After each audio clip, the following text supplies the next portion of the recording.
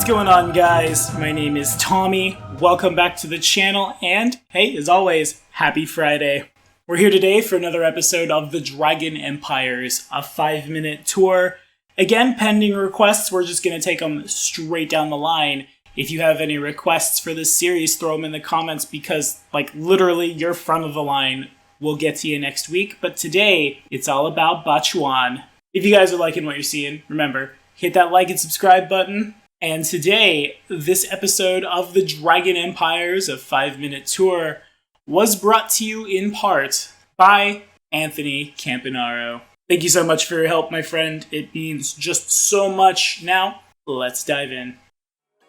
So, with the collapse of the unifying authority of the Empire of Lung Hua, again, at the end of the series, we'll do a timeline video, the greedy officials governing what was once the province of Penhua did their best to maintain control of the peasant population that they'd squeezed with impunity for centuries. But a peasant philosopher who came to be known as Grandfather Pei taught the comradeship of all humanoids, persuading a growing army of followers that their fat, avaricious rulers and the corrupt clergy that supported their abuse had no real authority to rule over them now that Lung Hua was no more. Impoverished farmers brutalized workers in the deep mines and quarries of the rocky crags of the region, and demoralized fisherfolk flocked to his banner, a yellow sun on a blue background, around which a tiger, which represents the indigenous people, chased a dragon, representing the government. And in time, the government and their puppet religionists were thrown down,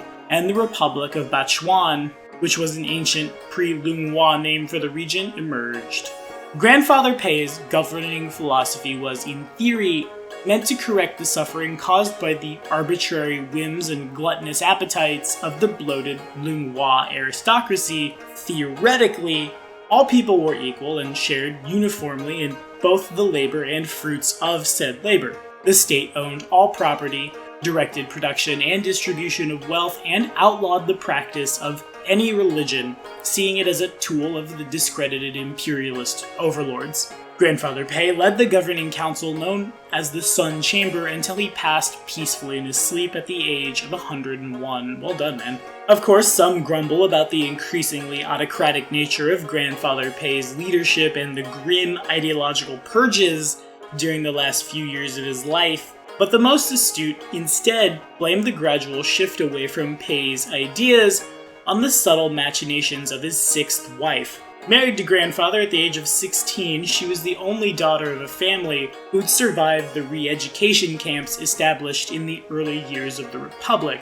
Now she's known as Grandmother Pei, and she charmed the aging chairman of the Sun Chamber. She was only 29 when Grandfather Pei died, and she quickly established her supremacy over the Sun Chamber by outmaneuvering half a dozen counselors twice her age. Present day, Bachuan has developed a zeal for spreading the secular gospel of Grandmother Pei's harsher version of Grandfather's philosophy to surrounding nation-states, causing substantial friction, of course, with its neighbors. However, the most pronounced hostility is directed towards Huangat. Bloodless conflicts and diplomatic entanglements have been occurring along the hotly contested Shuaido River that forms the border between these two nations, and many predict an all-out war in the very near future.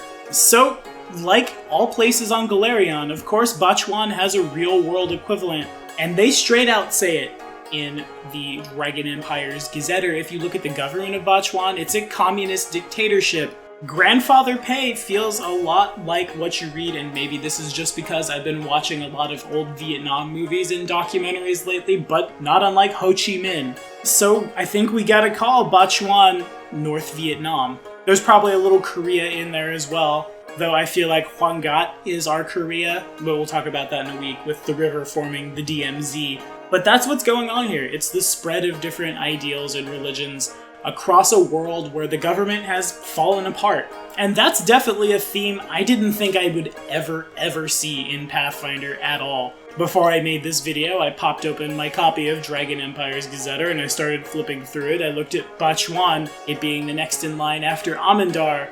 I see the ruler, grandmother pay, and I think, okay, yeah, maybe this might be a thing. Immediately below, communist dictatorship. Yeah, there it is. Of course, that era of the world's history is a hotly debated thing, and even present day, various government philosophies and tenets like that are the subject of debate everywhere. But that's what we see if we adventure here. So if I'm GMing a game that takes place in Bachuan, not only are we probably just straight out going to war with Huangat and the various regions around, we're gonna see a lot of government ideologies bouncing off one another.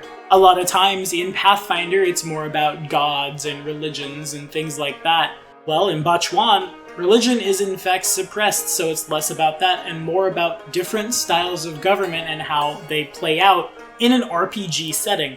Wealth by level can get pretty weird if you're from a place where wealth is evenly distributed across everybody. And that definitely makes an entirely different meta, because in Pathfinder, so much of that game is determined, at least most of the time in my opinion, by whether or not a character has a certain amount of money as they advance to buy the gear they need to not, get eaten by dragons and stuff. It's not often that when I talk about these kinds of things we slip to the meta, but in Bachuan, it's definitely a thing, and that appeals to me quite a bit. A character from Bachuan could definitely be cut from a similar cloth, being in the presence of, say, fat imperialist Chelish or Taldans or something is probably very upsetting for them, and if I was to play a character like that, I'm thinking definitely the lawful neutralist of lawful neutral, making sure everybody gets a fair share of the loot and stuff, not unlike how the clerics of Abadar read in Inner Sea Gods, which is kind of ironic being from a nation where their